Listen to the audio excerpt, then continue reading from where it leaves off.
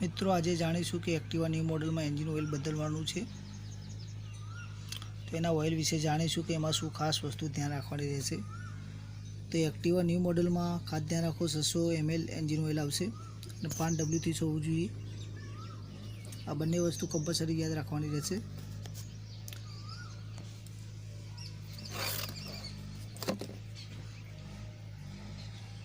તો એના પછી MRPની વાત કરીએ, કેટલી MRP છે? 326 રૂપિયા MRP છે।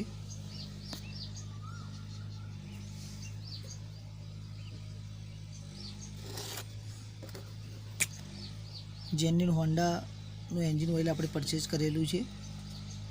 કિલોમીટરની વાત કરીએ તો મિનિમમ 1000થી 1500ની આજુબાજુ સમથિંગમાં એન્જિન ઓઇલ બદલવાનું રહેતું હોય છે, અને એવું કાંઈ પણ વસ્તુ લાગે તો કમેન્ટ બોક્સમાં જણાવો।